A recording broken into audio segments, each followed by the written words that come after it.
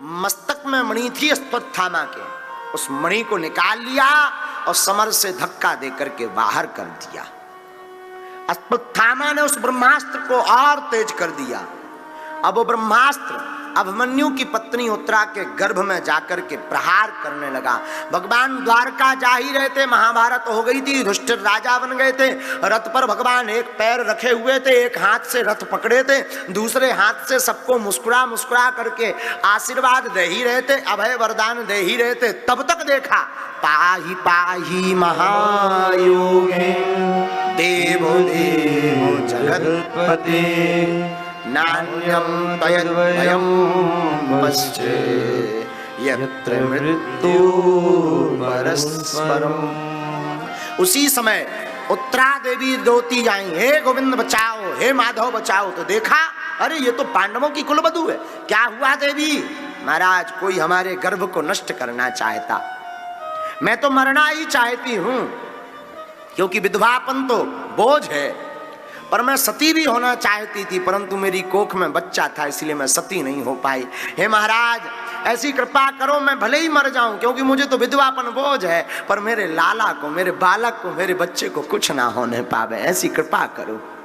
कितनी सुंदर बात कही। देखो अगर यहां पर उत्तरा देवी ये कहती कि महाराज कोई मेरे प्राण लेना चाहता, मुझे बचाओ, तो शायद भगवान गर्भ को नष्ट करवा देते और उत्तरा को बचा लेते।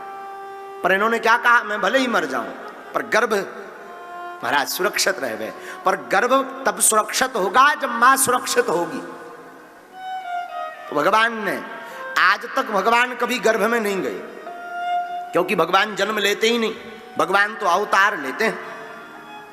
और रामायण में भी गोस्वामी जी ने लिखा, भय प्रगटे कृपाला दीन दयाला कौसल्या हितकारी। भय प्रगटे कृपाला दीन दयाला कौसल्या हितकारी। हर सिद्ध महतारी मुनि मनहारी अद्भुत रूप विचारी। महतारी मुनि मनहारी अद्भुत रूप विचारी। भगवान जन्म नहीं लेते, भगवान प्रकट होते। गोस्वामी जी को पढ़ो आप तो क्या लिखते, भाई प्रगटे कृपाला। अगर जन्म होता तो गोस्वामी जी क्या लिखते, भाई जन्म कृपाला दीन दयाला कौसल्या हितकारी। भाई जन्म कृपाला दीन दयाला कौसल्या हितकारी। लेकिन भगवान प्रकट होते, इसलिए प्रकट लिखा पूज्यपाद गोस्वामी श्री तुलसीदास जी महाराज ने। हाँ, लेकिन भगवान आज पहली बार गर्भ में अपने भक्त की रक्षा करने गए। और उत्तरा देवी के गर्भ में कौन पल रहा, कोई और नहीं, भागवत के प्रथम परम प्रिय श्रोता परम भागवत महाराज परीक्षित जी उत्तरा देवी के कोख में पल रहे हैं। और भगवान ने अंगूठा रूप धारण करके, और पहला ऐसे संसार के भक्त हैं जिनको गर्भ में ही भगवान के दर्शन हो गए। और भारत की पहली ऐसी नारी, पूरे विश्व की पहली ऐसी नारी उत्तरा देवी है। आज तक आपने शास्त्रों में सुना होगा, जीवनियों में पढ़ा होगा कि बड़े बड़े महापुरुषों को कोख में रखा। विवेकानंद, देवराहा वाले बाबा, स्वामी रामकृष्ण परमहंस, जगतगुरु तुलसी पीठ वाले महापुरुष। लेकिन भारत की पहली ऐसी नारी है विश्व की, भारत में रहने वाली उत्तरा देवी, जिसने भक्त और भगवान दोनों को एक साथ अपनी कोख में रखा। वो उत्तरा देवी। आहा हा हा हा। भगवान रक्षा करने गए, वापस आए, देवी अब ठीक है जी महाराज। आगे कुंती दुख मांगती है, दुख पर चर्चा हम कल करेंगे, आज समय कम है। कुंती माँ ने दुख मांगा। दुख क्यों मांगा? सुख में सुमरन सब करे पर दुख में करे न कोई, और जो सुख में सुमिरन करे सो दुख काहे को। दुख मांगा भगवान ने, हंस करके कहा बुआ जीवन भर दुखी दुख तो भोगे। आगे भीष्म पितामह भीष्म गीता का वर्णन आया। भगवान द्वारका चले गए, अर्जुन बहुत दिन बाद लौटे तो क्रांति चली गई। क्या हुआ अर्जुन? भगवान लीला पूर्ण करके चले गए। ओ हो, मन में बड़ा पश्चाताप हुआ। पांडव भी वन में चले गए, और जो उत्तरा देवी के कोख से संतति हुई वो कोई और नहीं, परीक्षित जी हुए। परीक्षित जी राजा बने। राजा बनकर के परीक्षित जी एक दिन जो है एक दिन गए नगर भ्रमण करने। एक बैल को, एक गाय को एक काला पुरुष मार रहा था। पूछा कौन हो तुम? उसने कहा महाराज मेरा नाम है कलयुग। तो परीक्षित जी ने कहा भाई तुम्हारी एंट्री कैसे हुई हमारे रास्ते में, हमारे राज्य में? महाराज आपका तो पूरी पृथ्वी पर राज्य है, हम कहाँ रहें? तो परीक्षित जी ने 4 स्थान कलयुग को रहने के लिए दिए। जरा सुनना कौन कौन। पहला स्थान दिया परीक्षित जी। एक काम परीक्षित जी बोले, हे कलयुग तुम कहाँ कहाँ रहो? सुनो, धूतम पानम स्त्रिया सूना यत्र धर्मश्च चतुर्विधा।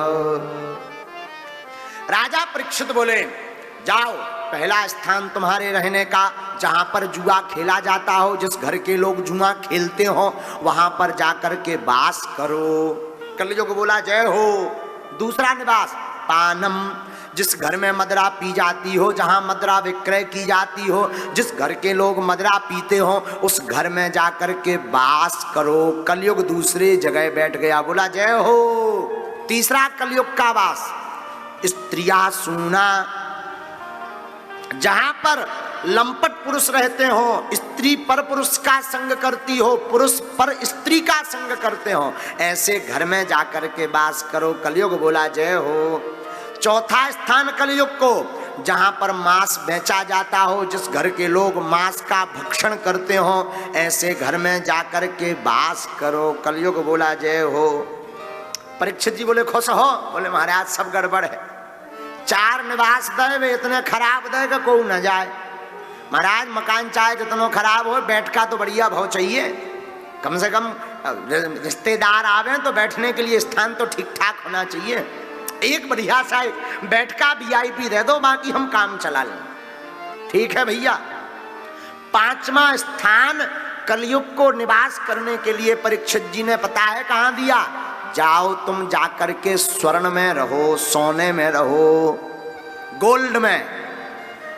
कान खोलकर सुन लो कांदीपुर वालों, कल अपने अपने घर पे जितने मंगल सूत्र, सोने की जितनी बिस्कुटें, करधौनी तो चांदी की हो, नाक की कील सोने की हो, अंगूठी चैन सब कथा में चढ़ा जाइयो। काहे में कलयुग को वास है, लेकिन हम सब पचा ले भी। अरे नहीं भैया, कलयुग बड़ा तेज है, हम भी ना पचा पावी। पर सुनो तो, कौन से सोने में, कौन से गोल्ड में कलयुग का वास है?